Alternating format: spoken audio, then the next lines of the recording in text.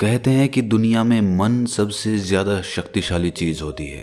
अगर किसी चीज को तुम पूरे मन से चाह लो तो तुम उसे हासिल कर सकते हो। ये मैं नहीं कहता, ये सभी महापुरुषों का कहना है। लेकिन अगर ये सत्य है, ये सच है, तो जो हम अपने मन से चाहते हैं वो हमें हासिल क्यों नहीं होता है? भाई, कोई भी इंसान अपने मन में दुख तो नहीं चाहेगा, लेकिन वो रहता तो दुखी है। हर इंसान अपने मन से तो कामयाब होना चाहता है, खूब पैसा कमाना चाहता है, लेकिन फिर भी वो कामयाब नहीं होता। भला ऐसा दुनिया में कौन इंसान होगा जो अपने मन में ये चाहेगा कि मैं नाकामयाब रहूं या मैं पैसा ना कमाऊं? सोचने की बात है। तो इसमें दो चीजें निकल के सामने आती हैं। या तो वो महापुरुष गलत थे जिन्होंने ये बात बोली कि मन से चाही हुई चीज हासिल हो जाती है, या फिर हम गलत हैं। आज की कहानी जो मैं आपको सुनाने वाला हूँ उसमें आपको एक ऐसा मंत्र मिलेगा। उसे समझने के बाद आपको एक ऐसा मंत्र पता चलेगा जिससे आप ये समझ पाएंगे कि अपने मन से कोई भी चीज कैसे करवाई जाती है, मन में किसी भी बात का बीज कैसे बोया जाता है। ये इस कहानी से आपको अच्छी तरह से समझ में आ जाएगा। और इससे आप ये भी समझ पाएंगे कि आकर्षण का नियम, लॉ ऑफ अट्रैक्शन, कैसे काम करता है। कहानी छोटी सी है लेकिन बहुत ही गहरी है। इससे पहले कि आप इस कहानी में खो जाएं, इस चैनल को सब्सक्राइब जरूर कर लें। तो चलिए ये कहानी शुरू करते हैं। एक बार की बात है, एक आदमी के जीवन में सिर्फ दुख ही दुख थे।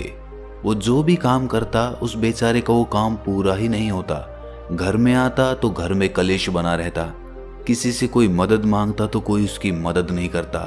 ऐसा लगता था कि चारों ओर से दुखों का पहाड़ उसी पर टूट पड़ा है। उसे समझ नहीं आ रहा था कि मैं इन दुखों से पार कैसे पाऊं। वो दिन रात यही सोचता रहता कि अपने दुखों से छुटकारा कैसे पाना है। इसी कारण से वो रात में सो भी नहीं पाता था। उसकी आंखों के नीचे बड़े बड़े काले घेरे बन गए थे, जो इस बात का प्रतीक थे कि वो आदमी कितना दुखी है और कितना चिंतित है। कभी कभी तो उसके मन में आत्महत्या करने के भी ख्याल आते थे, लेकिन अपने परिवार की चिंता करके वो ये कदम नहीं उठा पाता था। वो इतना दुखी हो गया कि उसने निर्णय किया कि वो इन दुखों से छुटकारा पाके रहेगा। इसके लिए चाहे उसे कितनी भी मेहनत करनी पड़े, कुछ भी करना पड़े, चाहे अंगारों पे चलना पड़े, लेकिन इन दुखों से छुटकारा हासिल करके रहेगा। ऐसे ही एक दिन उसने अपने मित्र से पूछा कि मैं अपने जीवन को कैसे सुधारूं। उसके मित्र ने उसे बताया कि तुम किसी बाबा के पास जाओ। बाबाओं के पास ऐसा मंत्र होता है जिससे सारे दुख मिट जाते हैं, जीवन खुशियों से भर जाता है और धन संपदा भी हासिल हो जाती है। तुम किसी ऐसे बाबा को ढूंढ लो, बस तुम्हारा काम बन जाएगा। उस आदमी के मन में ये बात पूरी तरह से पक्की बैठ गई कि कोई बाबा ही मेरा दुख दूर कर सकता है, और इसीलिए उसे किसी भी बाबा के बारे में पता चलता तो वो उस बाबा के पास पहुंच जाता। वो उस बाबा को अपनी समस्या बताता और उससे उसका समाधान पूछता और कहता कि बाबा, मैं कुछ भी करने के लिए तैयार हूं, लेकिन मेरी इन समस्याओं से मुझे छुटकारा दिला दीजिए। आप जो कहेंगे मैं वो करूंगा, लेकिन मेरे जीवन को सुधार दीजिए। बाबा उसे कुछ टोने टोट के बता देते थे करने के लिए, और बदले में दान दक्षिणा ले लेते थे कि ये टोना टोटका करने के बाद तुम्हारे घर में सुख शांति बनी रहेगी, बस इस टोटके को पूरी विधि के साथ करना। वो आदमी घर लौटकर पूरी विधि के साथ टोने टोटके करने लगा, लेकिन बहुत टोने टोटके करने के बाद भी उसके जीवन में कुछ बदलाव नहीं आया। इसके विपरीत उसका जीवन और ज्यादा दुखी हो गया।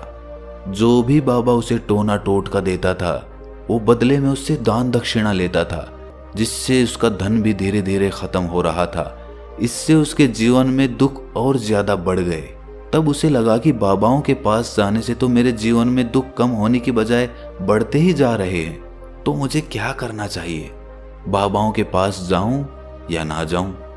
फिर एक दिन एक आदमी ने उसे बताया कि तुम अपने घर में किसी पंडित को बुलाकर हवन करवा लो। हवन होगा, घर शुद्ध हो जाएगा। कोई भी बुरी ऊर्जा होगी घर में तो वो घर से बाहर चली जाएगी। किसी पंडित को बुलाकर पूरे विधि विधानों से मंत्रोच्चारण कराओ और हवन कराओ, जिससे घर में सुख शांति आए। उस आदमी के मन में ये बात बैठ गई और उसने एक पंडित को अपने घर पर बुलाकर हवन करवा दिया। हवन अच्छी तरह से संपन्न हुआ। बदले में पंडित ने भी अच्छी दान दक्षिणा ली और उसके बाद वो वहां से विदा हो गया। लेकिन कुछ दिनों के बाद उस आदमी को महसूस हुआ कि उसके जीवन में अब भी कोई बदलाव नहीं आया है।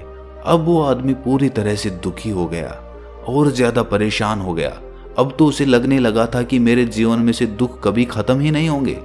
और यही सोच सोच कर उस आदमी का बुरा हाल हो गया था। फिर एक दिन उसे अपने मित्र से एक ऐसे बाबा के बारे में पता चला जो समाधान बताने के लिए कोई दान दक्षिणा नहीं लेता था। उस आदमी को लगा कि ये बाबा दूसरे बाबाओं की तरह नहीं हो सकता, क्योंकि ये दान दक्षिणा तो लेता ही नहीं, और अगर दान दक्षिणा नहीं लेता तो ये सच में कोई सिद्ध बाबा होगा। और यही सोचकर वो उस बाबा के पास पहुंच जाता है। जब वो आदमी वहां पर पहुंचता है तो वो बाबा ध्यान में बैठे हुए थे। ये देखकर वो आदमी वहीं पर चुपचाप बैठकर ध्यान से बाहर आने का उनका इंतजार करने लगा। थोड़ी देर बाद बाबा ने आंखें खोली तो सामने एक दुखी और परेशान युवक को बैठे देखा।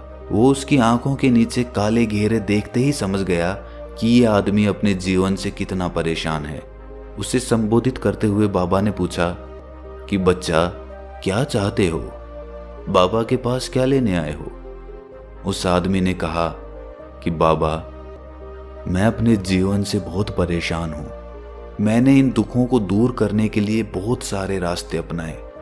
हर वो तरकीब करके देखी जो किसी बाबा ने मुझे बताई। हर वो काम किया जो किसी भी इंसान ने मुझसे करने को कहा, लेकिन मेरे जीवन में दुखों में कोई कमी नहीं आई। बाबा, इसके विपरीत मेरे जीवन में दुखों में बढ़ोतरी हो गई। मुझे समझ नहीं आ रहा है कि मैं क्या करूं। कभी कभी तो मैं आत्महत्या करने की सोचता हूं, लेकिन अपने परिवार की सोचकर मैं ये कदम नहीं उठा पाता। मैंने आपके बारे में बहुत सुना है बाबा, और मैं बहुत उम्मीद के साथ आपके पास आया हूं। कृपया करके मुझे कोई ऐसा मार्ग बताएं जिससे मुझे अपने दुखों से छुटकारा मिल जाए। मैं अपने दुखों से छुटकारा पाने के लिए कुछ भी करने को तैयार हूं। आप मुझे कोई भी रास्ता बताएं, चाहे वो रास्ता कितना भी कठिन क्यों ना हो, मैं उसको पार करके रहूंगा। बाबा ने महसूस किया कि आदमी तो सच में बहुत परेशान है। बाबा ने उसकी बात सुनकर कहा कि बच्चा, दुखों को दूर करने के लिए मंत्र ऐसे ही नहीं मिलते। मंत्र पाने के लिए कुछ करना पड़ता है। तुम कुछ कर सकते हो? ये सुनकर पहले तो उस आदमी ने सोचा कि ये बाबा भी मुझसे दान दक्षिणा ही मांगेंगे, लेकिन और कोई रास्ता ना पाकर उस आदमी ने कहा कि बाबा, आपको जितनी भी दान दक्षिणा चाहिए मैं देने के लिए तैयार हूं, लेकिन आपका मंत्र सच्चा होना चाहिए, वो पूरा होना चाहिए, उसका फल मुझे मिलना चाहिए। उसके बाद मैं आपको जो भी दान दक्षिणा लेना चाहते हो वो दे दूंगा। बाबा ने कहा कि दान दक्षिणा तो बहुत छोटी सी चीज है, मुझे वो नहीं चाहिए। इस पर वो आदमी सोच विचार करके बोला, तो बाबा, मैं अंगारों पे भी चलने के लिए तैयार हूं, आप मुझे बस आज्ञा दीजिए। बाबा ने कहा कि अंगारों पे चलने वाली छोटी चीज मैं तुमसे नहीं कराने वाला। मैं जो तुमसे कराने वाला हूं वो बहुत कठिन मंत्र है, उसे पूरा कर पाओगे? बाबा ने कहा कि बाबा, आप मुझे बताइए तो सही, मुझे करना क्या होगा? मैं कुछ भी करने को तैयार हूं। इस पर बाबा ने उसे कहा कि यहां से जब तुम अपने घर जाओ तो रास्ते में अपने मन में ये दोहराते जाना कि मैं सुखी हूं, मैं सुखी हूं, मैं सुखी हूं। बार बार अपने मन में यही दोहराना, और याद रहे, जुबान पर ये नहीं आना चाहिए, ये सिर्फ मन में दोहराना है। ये सुनकर वो आदमी बोला, बाबा, बस इतनी सी बात? ये तो मैं चुटकी बजा के कर लूंगा, लेकिन इससे होगा क्या? बाबा बोले कि इस मंत्र को करके देखो। वैसे भी तुमने इतने बाबाओं के मंत्र किए हैं, तो इस मंत्र को भी करके देख लो। उस आदमी ने सोचा कि बाबा कुछ दान दक्षिणा तो ले नहीं रहे, और छोटा सा मंत्र है, इसे तो मैं कर ही लूंगा। वो बोला, ठीक है बाबा, मैं ये मंत्र जरूर करूंगा। वो आदमी ये कहकर वहां से उठकर चलने लगा, लेकिन जैसे ही वो चलने लगा, पीछे से बाबा ने बोला कि बच्चा, एक बात याद रखना, जब तुम ये मंत्र अपने मन में दोहराओ तो तुम्हारे मन में बंदर के विचार नहीं आने चाहिए, बंदर का ख्याल भी नहीं आना चाहिए, तो ही ये मंत्र सिद्ध होगा। वो आदमी बोला, मुझे तो आज तक बंदर का कोई विचार नहीं आया, तो अब क्यों आएगा? आप चिंता मत करिए बाबा, मैं बस मन में यही दोहराऊंगा कि मैं सुखी हूं, मैं सुखी हूं। इसके अलावा बंदर का कोई विचार मेरे मन में नहीं आएगा। ये कहकर वो आदमी वहां से चल दिया। वो अपने मन में मैं सुखी हूं, मैं सुखी हूं ये दोहराता हुआ थोड़ी दूर ही चला था कि उसके मन में अचानक बंदर का ख्याल आ गया। बंदर का ख्याल एक बार आया और चला भी गया, लेकिन उस आदमी ने सोचा कि आज तक तो मुझे बंदर का कोई विचार नहीं आया, ये आज बंदर का विचार क्यों आ गया। और ऐसे करके उसने उस बंदर के विचार को पकड़ लिया। वो ये भूल गया कि मुझे क्या मंत्र दोहराना है और वो बंदर के बारे में सोचने लगा। जब थोड़ी देर बाद उसे फिर से होश आया तो वो फिर से अपना वही मंत्र दोहराने लगा जो बाबा ने उसे बताया था, मैं सुखी हूं, मैं सुखी हूं। लेकिन अचानक से उसे सामने एक बंदर दिखाई दिया और ये देखकर उसके मन में फिर से बंदर का विचार उठ गया और वो अपने अंदर से इस विचार को बाहर फेंकना चाहता था। वो चाहता था कि मेरे अंदर किसी भी तरह बंदर का विचार ना आए, लेकिन उसे तो सामने बंदर ही दिखाई दे गया। ऐसे ही जद्दोजहद करते करते वो घर पे पहुंचा और घर पे पहुंचने के बाद अपनी पत्नी को कहा कि हे बंदरिया, मुझे खाने में बंदर परोस दो। और जब उसे एहसास हुआ कि उसने क्या बोल दिया तो वो अपने बाल नोचने लगा। वो दीवारों में सर मारने लगा कि आज तक मुझे बंदर का कोई विचार नहीं आया और आज मुझे ये क्या हो गया है कि मुझे हर जगह बंदर ही बंदर नजर आ रहे हैं, ये कैसी माया है। यही सोच सोच कर वो आदमी रात भर सो नहीं पाया।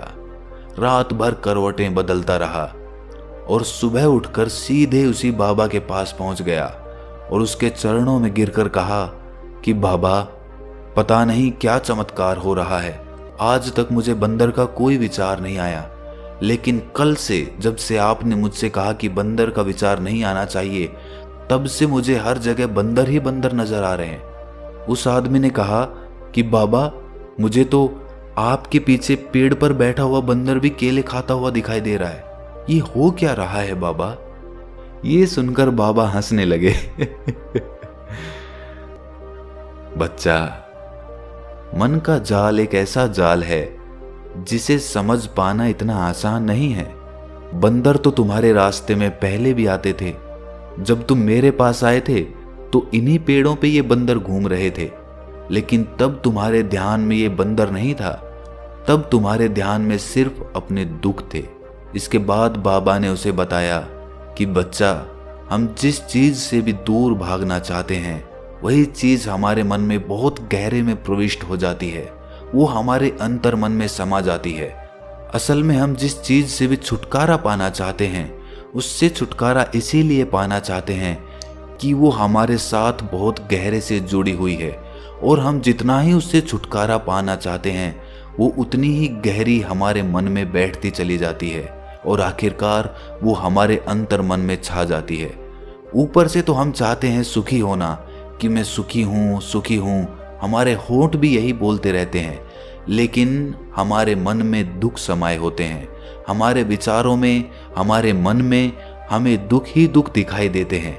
इसीलिए अपनी जुबान से बार बार ये बोलने से कि मैं सुखी हूँ, मैं सुखी हूँ, हम सुखी नहीं होंगे जब तक ये मंत्र हमारे अंतर मन में प्रविष्ट नहीं होगा।